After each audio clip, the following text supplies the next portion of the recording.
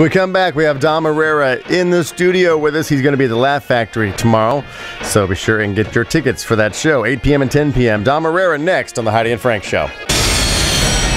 It's the Heidi and Frank Show. Call Heidi and Frank now at 800-955-5567. Follow them on Twitter at Heidi and Frank. And watch the show live for minimal consideration at HeidiandFrank.com. Now, here's Heidi and Frank on 95.5 KLOS and KLOS HD1, Los Angeles. Heidi and Frank Show. Be sure and follow us on Twitter at Heidi and Frank. Go to HeidiandFrank.com. Become a premium member if you miss anything. We got Dom Irrera in studio. Where is Dom? Is he outside here? Get him in here. He's a friend of the show. He's been on before. Yeah! What's he doing here? Well, he's promoting his show tomorrow at the Laugh Factory. Good to see you again. 8 p.m., 10 p.m. show tomorrow in Long Beach. How you doing, Dom? How you doing, Frank? Good to see you, sir. Good to see you. He's back. Oh, there he is. Hey. He was here last time. We're like, I hope he'll come back. I don't know. Yeah, we were just talking about when we had our first opportunities to go out on our own and be I lived in a dorm, and I was like, wow, I'm not at home anymore, and I kind of went crazy and like that freshman year of college, you go crazy. Did you have that? I mean, because your entire family lived under one roof as you grew up, right? I got out as soon as I could. I know. I figured you had to. I was 18, and we rented an apartment at the University of Pennsylvania, and it was condemned. So we got to destroy the place. Oh. And you talk about ultimate fighting? Yeah. I mean, we were just literally drinking and running through walls. By the way, I've never been so turned on before a show than listening to you dance with those girls. I know, Dom. I know. It was so weird to be like thick. I was just like really getting like aroused because whatever. And also Owen Benjamin's piano playing. I didn't know he was that good. Seriously. Yeah. Terrific. Yeah, very talented guy. But that was anyway. Yeah. Between him and I, your day is just starting off awesome. I'm on fire. Piano and an erection. And you got ultimate fighting. Yeah, UFC 162. Yeah. I got to talk to Rogan about this. Rogan's a buddy of mine. He takes me to some of these fights, and I love it. I went to the one in Montreal, and I never realized. I don't like violent films, but what I realized is I don't like fake violence. I like real violence. Yeah, you know what I mean. You like the real blood. Yeah, because you want to smell it. When you see Joey Pesci beating up a 25-year-old buck, come on. That's not real. But this is like, I was there with Joe at the Palm, and a guy got knocked out, and his mother and wife were sitting next to me. That was drama, you know. I can't even imagine watching somebody I love just get punched in the throat. And having the hookup with Joe Rogan, you were probably right on the cage. Good scene, I would imagine. Yeah. Yeah. And he's tough himself. And oh yeah, Joe's a beast. Mm-hmm. I know. We used to be neighbors, and he has a. I don't know if you know this about his house. He had an octagon put in his garage. So like the fighting ring. You go see Joe, you got to fight. Yeah, you go to his house. It's like he has. It looks like a training camp inside of his garage. The only thing I remember, he's got a bunch of cars because we shoot pool every week. But I was thinking, just when you said the thing about the dance with the girls and all. Let's just talk about that. No, I just want to. I want to. I got to tell you one thing psychologically, which is so much hotter than me. You used to go out with guys, right? Yeah. See, that turns me on more than just a flat-out lesbian. Yeah. Because you tried. Boy, did I, Dom. You tried it and rejected us. I'm actually quite good at it. I'm actually quite good at it. I'm sure you are. She is. So she knows her way around the C&Bs. Yeah. I mean, why is that sexier than just like a girl who was born a lesbian? Because you think that you could possibly bring her back to the dark side. Oh, I don't think I have a chance. Not even. Dom, I've actually dated women who kind of look like you. I was going to say, it's like you have the shape of a lesbian. No, that's not what I mean. I meant I've dated manly women. They have big Mongolian heads. I don't know. You know, the same haircut. The same haircut, the same dyed hair. A little longer in the back, to make it more feminine. I don't even know what's happening to my looks. My doctor, I was on Craig Ferguson, and he said, man, I saw Craig Ferguson. And he said this, and this is totally antiquated. He goes, you look like a Chinaman. I go, first of all, who says that? Right. I mean, I thought that slur ended when the railroad was completed. You know, it's like he goes, "You look like you're on steroids." I go, "I was. You put me on them, you nitwit." Because I had shingles, right? Oh, so that's I had to awful. take steroids, but I heard shingles is like one of those painful things you can experience. It's the only time in my life I ever moaned and didn't. Seriously, I've never had just a plain moan before. with no payoff. Oh my God! Yes, this is live radio. Dom Irrera is with us. He's got a show. That's the best line ever. Tomorrow at the Laugh Factory in Long Beach. I guess shows at 8 p.m. And for those of you that are Latino, I'm Herrera. I was like, I can imagine coming up, like, especially when no one knew you. Now everybody knows how to say your name because you're famous. But before that, it's like, did you get the now? Welcome to the stage, Dom. Irrera. I heard one. There was one girl at a hotel. She called me Mr. Irene. I'm thinking, talk about total laziness, Mr. Irene. Now that reminds me. I like that character because when I realized I was starting to make it, and somewhat in show business, I was going into the Lincoln Tunnel, and there's this beautiful black woman with dreadlocks, like kind of gold frosted dreadlocks, and like kind of like a Jamaican look to her. And I handed her, it was only $5, and I handed her $5. She hands me back $5. She goes, "It's on me. I saw you at the Banana Club. You cracked me up." And I went, man, I got free Lincoln Tunnel. I made it. I made it. It's all relative steps. You cracked me up. When you were living at home, like I said before, when you're like 16, 17, 18, you're trying to did you bring a girl home and like maybe do something. Is that a possibility? Not a chance. Never, because you have grandma upstairs. My laughing cousins and sisters. He's in there.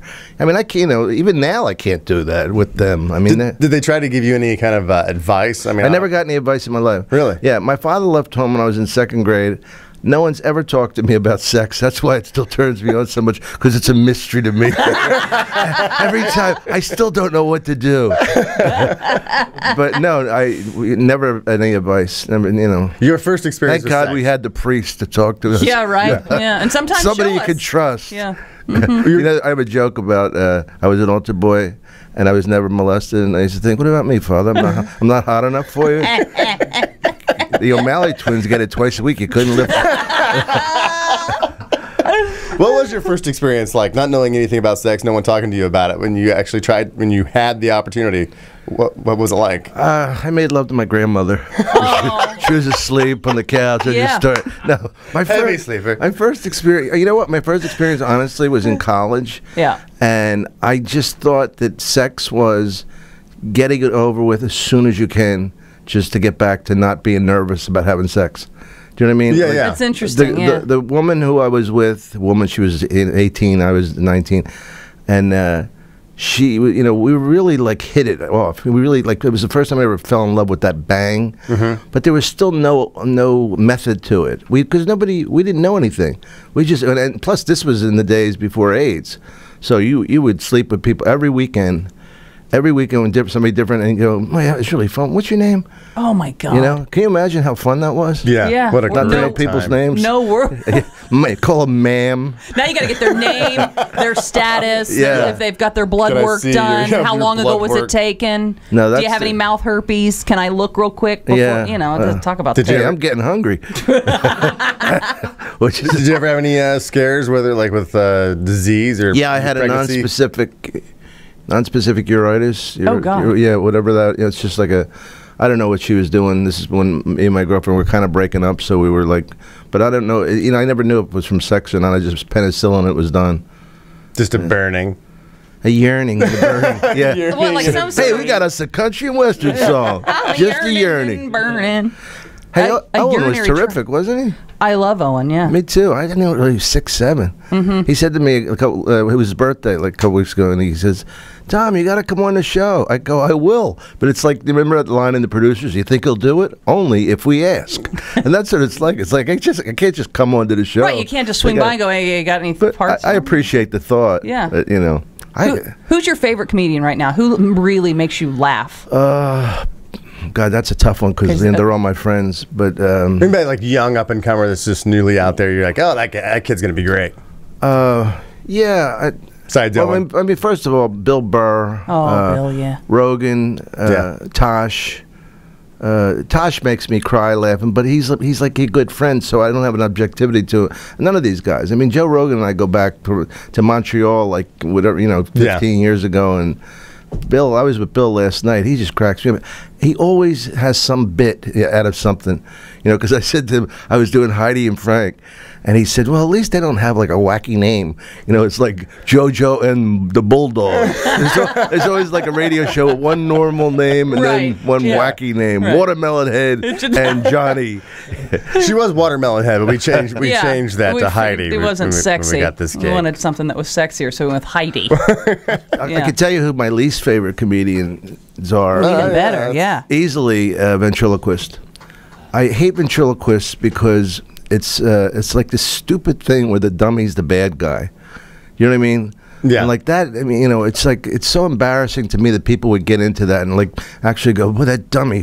And they get mad at the dummy. He's so rude. And you're such a nice ventriloquist. Why don't you just get a nicer dummy? My God. So it's the comedian who doesn't have the balls to say what he really wants to say, but if he does it through a dummy, then he can do it. I mean, a lot of radio shows do that as well. I mean, as far as like there's the character on the show that Toaster, that is the rude one, and then there's the one that goes, oh stop it, you can't say that. I hate that, by the way. Yeah, that's such a setup. It'd be great if the dummy was more like Heidi. Well, done and done. And the dummy and the ventriloquist were both on the same page. It's like, yeah, what a bitch.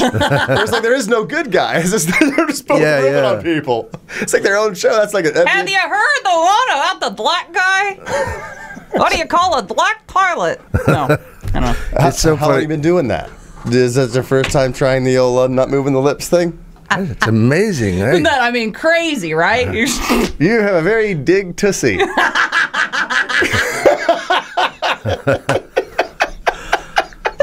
People always ask comedians, they ask you guys, are you funny all the time? Yeah. That's like the most, how annoying would that be? Yeah, that you're always doing your act. And the act thing. I can't. And I really hate the act on the radio. Yeah. Because it's so. I mean, it puts.